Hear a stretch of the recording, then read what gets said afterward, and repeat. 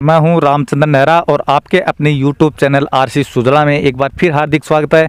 दोस्तों, मैं आज आप उस शख्सियत से आज हम बात करेंगे जो हमेशा हमें धर्म के प्रति और गायों के प्रति हमेशा लोगों को संदेश देते रहते हैं। उनसे ये गायों के प्रति जो भाव है उनसे हम जानना चाहेंगे। और अभी जहां हम खड़े हैं वो मैं दृश्य आपको बता दूं, मैं गोपाल कृष्ण गौशाला कोलासर की जो गौशाला वहाँ का मैं दृश्य दिखा रहा हूँ।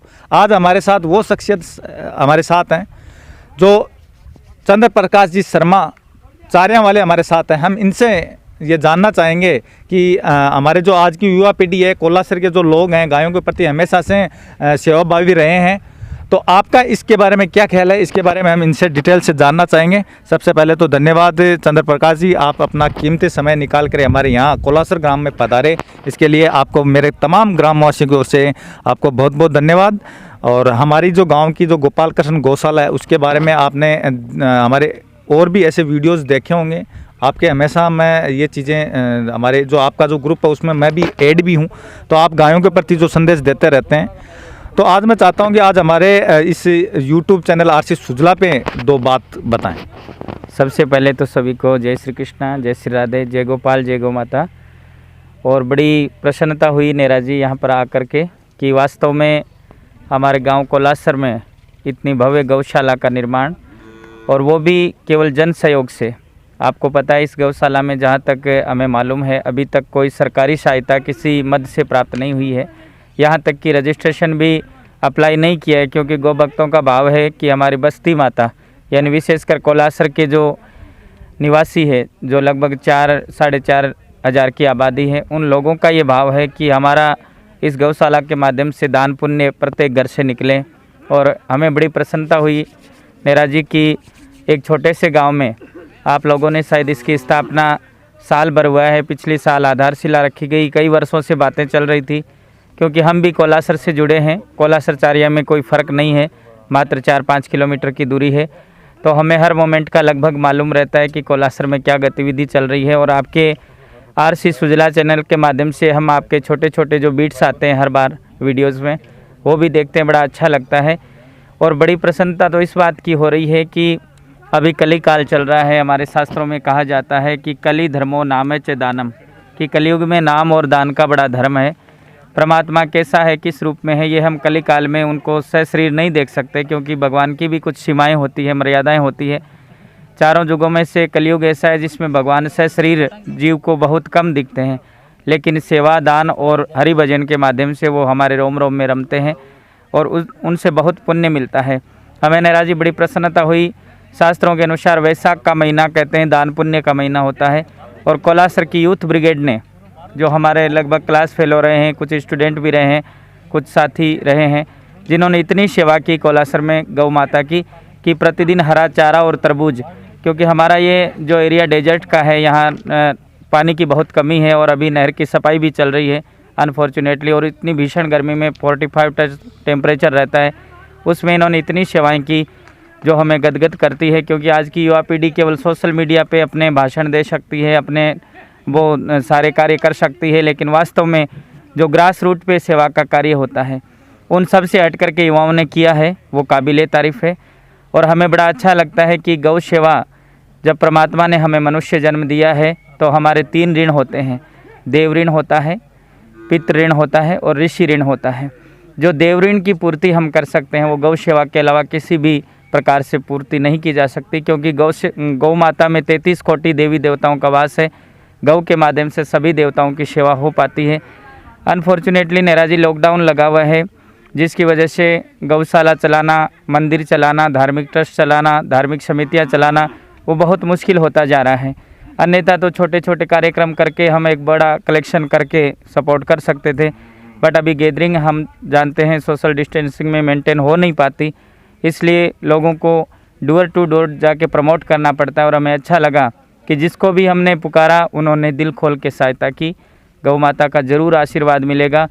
गौ माता और यज्ञ भगवान अपना आशीर्वाद कभी रखते नहीं, तुरंत हमारे सामने प्रस्तुत कर देते हैं। और इस वक्त तो हम गौ माता से यही मांग करेंगे कि हमारे जो जनमानस से देश दुनिया में कोरोना चल रहा है, इससे गौ माता जितनी शीघ्र मुक्ति दिलाएं, हम सब प्रसन्न होंगे। और ये विश्वास ही नहीं, पूरी उम्मीद है कि बहुत जल्द वातावरण सुधरेगा और हमारे जिन भाइयों ने सेवा की है उनको भी परमात्मा खूब खूब आनंद प्रदान करें, ऐसा हमारा भाव है। एक चीज़ और चंद्र प्रकाश जी, हम आपसे जानना चाहेंगे, आप हमारे आसपास शेखावाटी क्षेत्र के हर गांव में आप जाते हो, आप युद्ध कथा आप करते रहते हो। हमारे जो गांव के युवा हैं, आप देख रहे हो लगातार वैशाख के महीने में लगातार 15-20 दिन से लगे हुए हैं। मैं आपको एक चीज़ और बता दूं कि ये लगातार 15-20 दिन ही नहीं, हमारे गांव के जो भी युवा जब भी मौका मिलता है हमेशा गौ भक्त हैं, जो गायों के प्रति हमेशा सेवा भाव रखते हैं। तो मैं आपसे यही जानना चाहूँगा कि आप आसपास के एरिया में जो भी आप भागवत कथा वगैरह करते हैं, तो आप हर गांव में जाते हैं, तो वहाँ के जो युवा हैं उनको क्या संदेश देना चाहोगे कि कोलासर के जो युवा हैं इस प्रकार से गायों के प्रति सेवा करते हैं, तो आप उन लोगों को क्या संदेश देना चाहोगे? बड़ा ही सुंदर शानदार प्रश्न आपने यूथ जनरेशन के लिए किया है। देखिए भाई, अभी हमारा युवा सिर्फ एक चीज़ के पीछे भाग रहा है। युवा सोचता है फाइनेंस में ही सब सुख है, बहुत सारी प्रॉपर्टी हो जाए, गाड़ी बंगले हो जाए तो हम आनंद करेंगे। ये बात आप मान के चलिए कि फाइनेंस में सुख नहीं, सुविधा मिलती है। हमारे पास फाइनेंस से बेतासा धन है तो हम गाड़ी बंगला खरीद सकते हैं, लेकिन जो सुख मिलता है वो सेवा में जो सुख है। अगर फाइनेंस में सुख होता तो हम शास्त्रों को उठा के देखते हैं, बड़े बड़े राजा महाराजा अपने पुत्रों को, युवराजों को जंगल में भेजते थे, शिक्षा के लिए गुरुकुल में भेजते थे। नहीं तो वो भी ट्यूटर की तरह लगा लेते घर पे कि आप ही आओ हमारे, क्योंकि उनके पास तो अकूत संपत्ति थी। फाइनेंस में सुख तभी होता है जब हम धर्म की शरण में आएंगे, क्योंकि धर्मो रक्षति रक्षता, ऐसा तैत्तिरीयोपनिषद में कहा गया है। धर्म की हम रक्षा करेंगे तो धर्म भी हमारी रक्षा करेगा। और गौ सेवा तो ऐसी औषधि है, अभी आप सोशल मीडिया पे भी सर्च कर सकते हैं, आपको जान के ताजुब होगा कि अमेरिका और कनाडा जैसे देश, वहाँ गौ माता के पास पेशेंट को ले जाया जाता है, 15 मिनट के $200 लगते हैं। $200 यानी आप समझ सकते हो भारतीय मुद्रा का लगभग 18-20 हज़ार रुपये होता है। वो $200 में केवल पेशेंट 15 मिनट गौ माता के हाथ फेर सकता है, परिक्रमा कर सकता है। बड़ी बड़ी जैसे यहाँ स्कूल खुलती है, हॉस्पिटल, वैसे छोटे छोटे काउ डेस्टिनेशन खुले हुए हैं। और भारतीय नस्ल की जो कामधेनु वंश की गौ माता, देशी नस्ल की, उन गायों को ले जाया जाता है। हमारे पास तो इतना बड़ा खजाना है, फिर भी हम गौ सेवा से दूर हैं। इससे बड़ा अनफॉर्चुनेट क्या हो सकता है। इसलिए हमारा अगर सौभाग्य प्रबल करना है तो हमें हमारे जीवन में गौ सेवा धारण करनी होगी। जो भी तमाम आरसी सुजला के माध्यम से यूथ जनरेशन देख रहा है, उनको हम कहना चाहेंगे कि कुछ सोशल मीडिया से बाहर निकलिए। दुनिया और भी बहुत बड़ी है। आप अपने आसपास में अगर ज़्यादा नहीं कर सकते तो ये नेरा जी आप मान के चलिए, हर गली गांव में अभी एक गौ माता खड़ी मिल जाएगी। और उस खड़ी गौ माता के आसपास 10 घर है, अगर उससे एक एक रोटी भी मिले तो 10 रोटी अगर गौ माता को मिलती है तो शायद वो भूखी नहीं रहेगी। पानी भी हम दे सकते हैं, अगर खुद 10 लीटर यूज करते हैं तो 2 लीटर पानी गौ माता के लिए भी डाल सकते हैं। अपने घर के बाहर छोटा सा जो जिसे कहते हैं जल का पात्र रखे, हम जल डाल सकते हैं। और आपके गांव की तो हम इतना लगाव है कि हमने आसपास में सैकड़ों कथाएं की है। और हमारा सौभाग्य रहा कि कोलासर में भी 2 कथाएं की, एक तो आपके नेहरा परिवार में और एक राजपुरोहित परिवार में भागवत की थी 2019 में। और संयोग देखिए वो 26 मई से 2 जून तक थी और आज 27 मई है। तो उस भागवत कथा में नाराज जी आपको जान के आश्चर्य होगा कि 7 दिनों में 5 लाख का नगद कलेक्शन आया था। 7 दिन में जो भागवत कथा हुई थी, 5 लाख रुपये एक छोटे से गांव में 600-700 घर की आबादी में आना बहुत बड़ी बात है। सभी लोगों ने कोऑपरेट किया और वो राशि भी इसी गौशाला के शायद फंडामेंटल में आई हुई है। बिल्कुल आपको अगर याद होगा तो उससे हमें आज भी हमेशा आनंद महसूस होता है। एक छोटे से प्रयास से इतना बड़ा कलेक्शन आया था।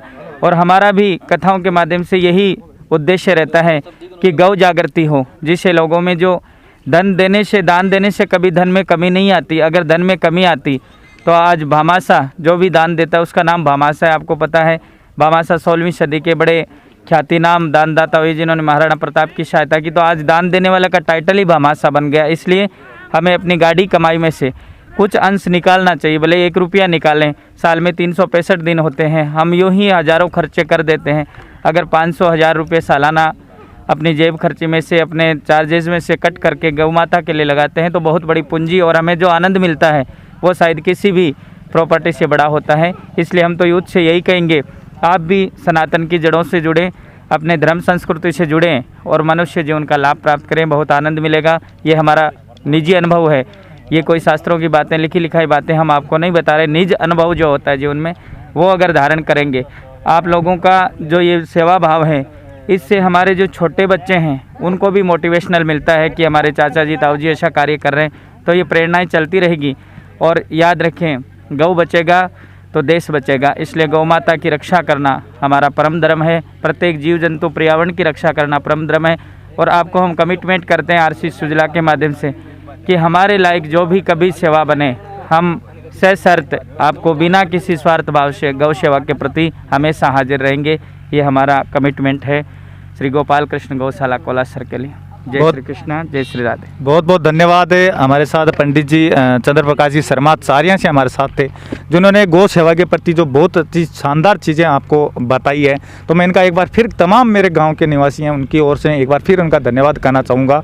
चंद्र प्रकाश जी, आप हमारे चैनल के बारे में क्या कहना चाहोगे? क्योंकि समय समय पर मैं हमारे गाँव की जो कोई भी सामाजिक कार्य होता है हमारे गौशाला से संबंधित हो, इनके अलावा आसपास के जो भी सामाजिक कार्य हैं वो हों, आप हमेशा हमारे चैनल को देखते रहते हो।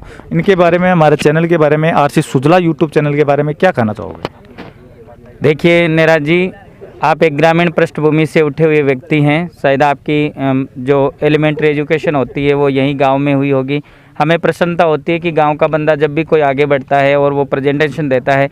आज सोशल मीडिया का समय है, सोशल मीडिया का टाइमिंग है, तो इसमें अभी हम जो बीट बना रहे हैं इसे चाहे तो हम अमेरिका या कहीं यूरोप या इंग्लैंड, ब्रिटेन कहीं भी देख सकते हैं। ये सुविधा सोशल मीडिया के विज्ञान के युग में है और ऐसी सुविधा प्रस्तुत करना पहले तो अपने आप में धन्यवाद का काबिल तारीफ आप हैं कि आपने छोटे से ग्रामीण क्षेत्र कोलासर में ये शुरुआत की। हमें पता है बड़ा स्ट्रगल होता है, शुरुआत में लोग मजाक भी बनाते हैं कि what is this all about, but जब सक्सेस आती है तो निश्चित रूप से हम प्राउड फील करते हैं और हमें बड़ा प्राउड होता है कि आप प्रयास कर रहे हैं। चैनल में जहाँ तक बात है, आप धार्मिक क्षेत्र से अपनी जो सूचनाएं देते हैं, सार्वजनिक क्षेत्र की सूचनाएं देते हैं, जन समस्याएं देते हैं। आपने एक वीडियोज़ बनाई थी, एक दिन हमने देखा था आपका ग्रामीण क्षेत्र का एक रास्ता जाता है जहाँ बहुत ज़्यादा कचरा पड़ा रहता है, गंदगी पड़ी रहती है।